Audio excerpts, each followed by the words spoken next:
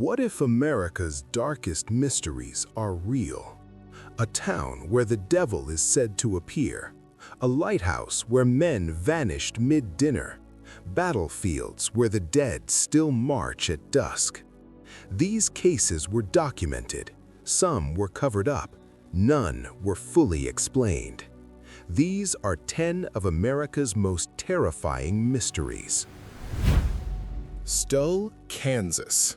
In this forgotten, tiny graveyard on a quiet hill, the ground itself feels wrong, like something ancient watches from below. A place so cursed that legends call it one of the 7 gates to hell on earth. The ruined stone church that once stood here was said to hide a hidden staircase descending straight into the abyss. No rain fell inside its roofless walls, bottles shattered against nothing. The stories exploded in 1974 when a university newspaper claimed the devil appears here twice a year, Halloween and the spring equinox. He comes for the souls of the violently dead, they say, or to visit his own child buried in unhallowed ground. Thrill-seekers flocked in, only to flee with tales of red glowing eyes in the dark, guttural growls from empty air, and sudden memory blackouts. Cameras failed. Voices whispered names no one knew.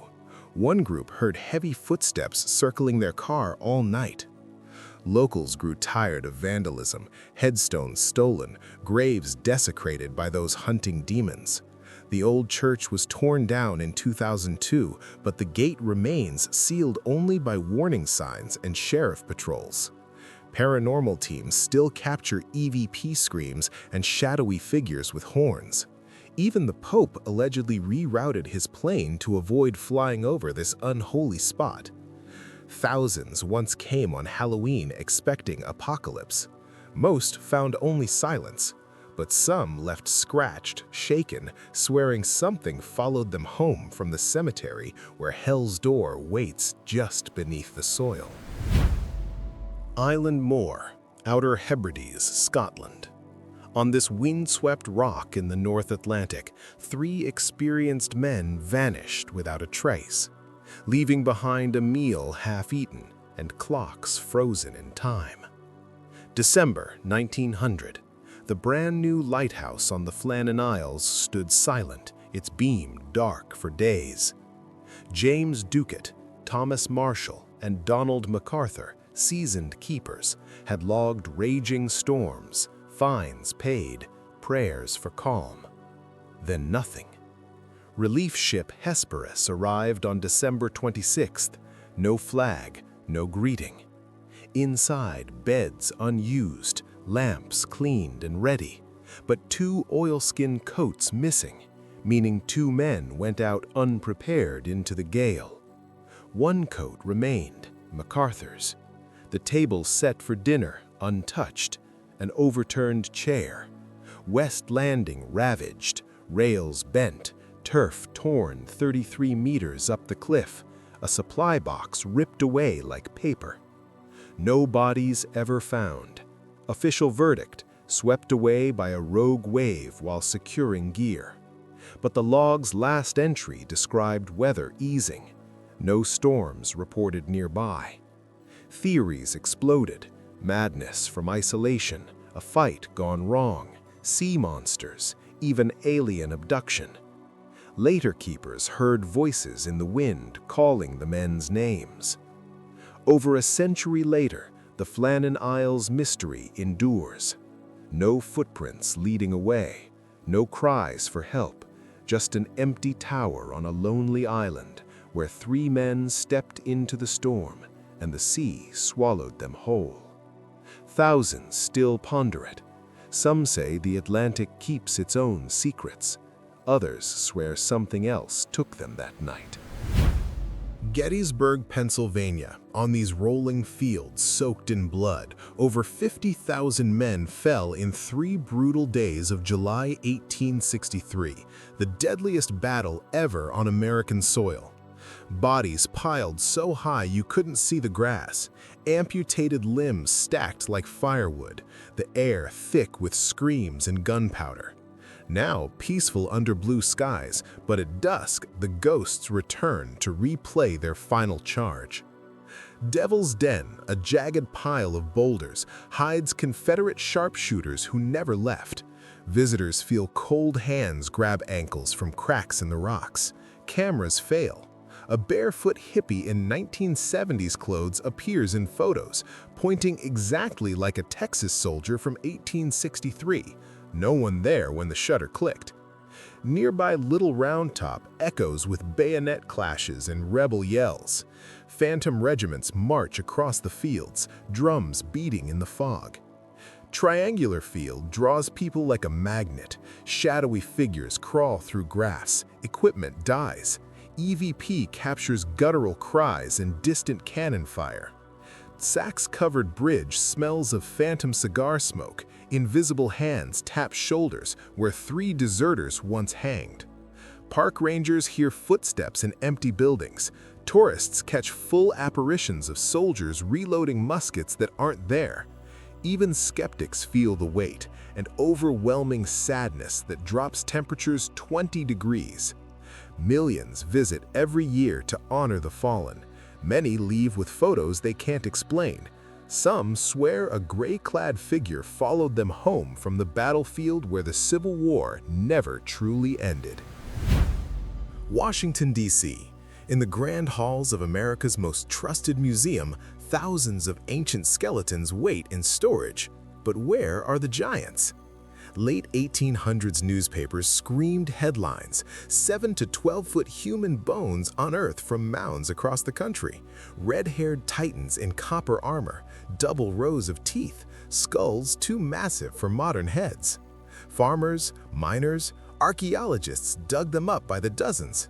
Almost every report ended the same, sent to the Smithsonian for study. Yet none ever appeared on display. No records, no photos. Just silence. Conspiracy whispers grew. The institution destroyed them to protect Darwin's timeline, hide biblical Nephilim, or bury proof of an advanced pre-native race. Books claim high-level orders in the early 1900s to crush evidence that didn't fit mainstream chronology. Whistleblowers allegedly confessed to crates of giant remains vanishing forever. Official denials are swift: hoax, misidentified megafauna bones, sensationalist press from an era of circus scams. Smithsonian anthropologists like Alesh Herdlichka debunked giants in 1934. Amateur errors, will to believe. Satirical stories fueled the fire. Photoshop hoaxes went viral. No Supreme Court ruling forced revelations, no classified cover-up. But the old clippings remain, eyewitness accounts, mounds that yielded nothing after Smithsonian visits. Millions search online for proof. Skeptics point to empty vaults. Believers ask, if nothing to hide, why do the bones stay missing? Visit the Smithsonian today, admire the exhibits, but wonder what lies in restricted storage or what was lost long ago. Elkmont, Tennessee. Deep in the thick forests of Great Smoky Mountains National Park, rows of empty cabins rot silently, windows staring like blind eyes, porches sagging under vines and moss. Once a booming logging camp turned elite vacation getaway for Knoxville's wealthy in the early 1900s. Trains brought laughing families to rustic cottages, dances at the Appalachian Club, and the Grand Wonderland Hotel overlooking the Little River. Millionaire's Row boasted lavish homes where parties lasted until dawn. Then the park came. In 1934, land seized for Great Smoky Mountains National Park. Owners sold cheap for lifetime leases, most expired in 1992. Over 70 buildings left to decay, no maintenance. Nature reclaimed fast, roofs collapsed, floors warped, walls peeled. The Wonderland Hotel crumbled entirely in 2016 after years of neglect. Hikers found furniture inside, dishes on tables, as if residents vanished overnight. Now preserved in parts, 19 cabins restored for tours, but the ghost town vibe lingers. Visitors hear faint laughter in the wind, footsteps on creaking porches that aren't there. Shadows move between trees. Synchronous fireflies light the ruins like wandering spirits each summer. Loggers died in accidents here. Vacationers never truly left. Millions hike past every year on trails through Daisytown and Society Hill. Most feel the eerie quiet. Some capture orbs in photos or cold spots in empty rooms. Others swear a figure watches from upstairs windows. Elkmont, where the forest swallowed a town whole and whispers its stories to anyone who listens. Brown Mountain, North Carolina. In the dark folds of the Blue Ridge, where the Linville Gorge drops away into shadow, small glowing orbs rise without warning. They hover, drift, pulse red or blue, then vanish, sometimes in clusters, sometimes alone. Witnesses describe them as star-sized at first, swelling to lantern glow, floating 15 feet off the ground before fading into nothing. Cherokee legends trace them to 1200 AD, souls of women searching for warriors slain in battle against the Catawba. Other tales speak of lanterns carried by restless slaves hunting lost masters or Civil War dead forever marching. Reports stretch back centuries. Early settlers saw them. Civil War soldiers noted them in the 1860s. By 1913, newspapers buzzed with sightings. The U.S. Geological Survey investigated twice, first blaming train headlights, but lights persisted after floods washed out tracks in 1916. Later theories, swamp gas, no swamps nearby, brush fires, car reflections, ball lightning, even distant town lights refracted by inversion layers. Yet many sightings rule out the mundane. Orbs move against wind, appear on moonless nights far from roads, and behave unlike any known source. Thousands drive to overlooks like Brown Mountain Overlook or Wiseman's View every year. Some catch them on camera, grainy dots dancing in the valley. Others feel watched, hear faint whispers in the wind. Paranormal teams record EVP cries and temperature drops. Skeptics say misidentification. Believers insist something ancient lingers. The lights appear sporadically, unpredictable. No one has fully explained them. Stand there on a crisp autumn night and wait. If they rise, you may never forget what you saw. Gloucester, Massachusetts. In the foggy harbor of America's oldest fishing port, the 72-foot sword fishing boat Andrea Gale slipped out on September 20th, 1991. 6 hardened men chasing one last big haul before winter. Captain Billy Tyne, determined to turn a bad season around, pushed east to the Grand Banks with crewmates Bobby Shatford, Dale Murph Murphy, David Sully Sullivan, Michael Bugsy Moran, and Alfred Pierre. They caught tons of swordfish, but the ice machine failed, forcing a desperate rush home through gathering clouds. Then, the impossible happened. 3 massive weather systems collided: a nor'easter, cold front, and Hurricane Grace, birthing waves over 100 feet high and winds screaming at 80 knots. Last radio contact on October 28th, calm chatter about heading west. Then, silence. The Andrea Gale vanished 180 miles east of Sable Island, swallowed by rogue seas that tossed ships like toys. Rescue teams scoured thousands of miles. Debris washed up, fuel drums, an EPIRB beacon, a propane tank marked with the boat's name. No bodies. No wreckage big enough. Official cause? Capsized by monstrous waves, but fishermen whisper of the ocean's fury claiming its due. Gloucester still mourns them on the Fisherman's Memorial. The story inspired a book and film, but the real perfect storm took 6 lives without mercy. The Atlantic keeps its secrets deep. Some say on stormy nights you hear faint radio static calling from the void. Apache Sitgreaves National Forest, Arizona.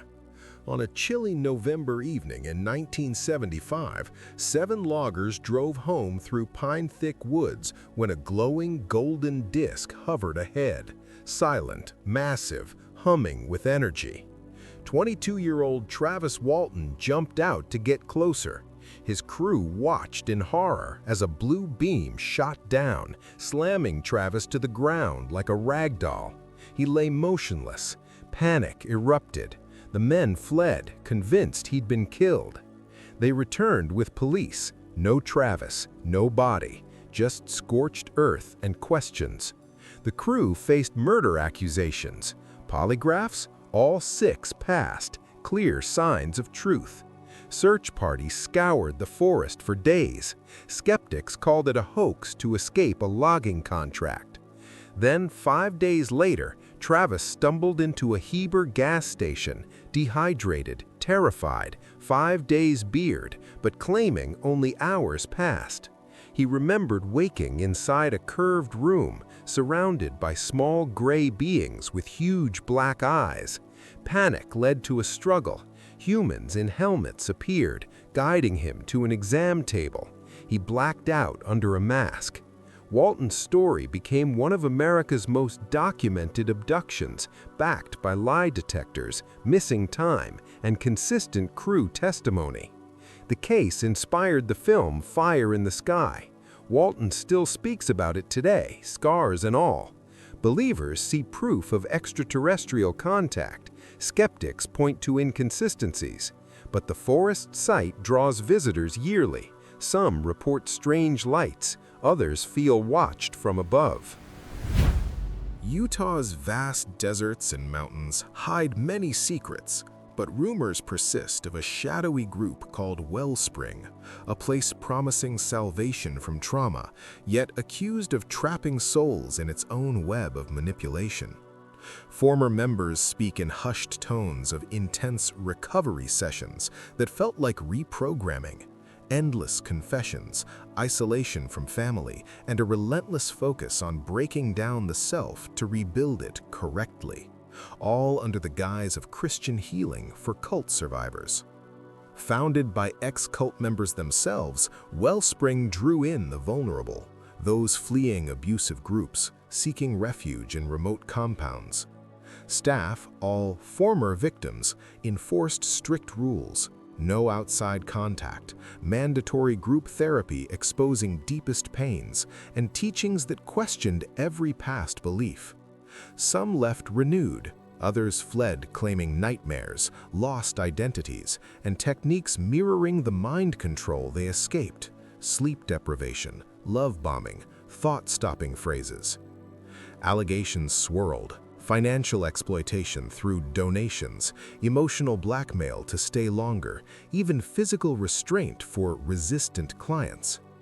Whistleblowers described cold rooms where dissenters were confronted for hours, voices echoing accusations until breakdown. Critics called it a cult treating cults, ironic, hypocritical, dangerous. Official denials came swift: voluntary program, proven therapy, lives saved. But closed doors fueled paranoia. In Utah's conservative shadows, where polygamist sects thrive, Wellspring blended in until escapees spoke out. The site vanished quietly years ago, buildings abandoned or repurposed, yet stories linger online. Visitors to similar Utah retreats report eerie vibes, watchful eyes, whispered warnings. Was Wellspring a haven or a mirror of the horror it claimed to fight? Thousands searched for answers. Some found peace. Others warn, healing can hide the darkest chains.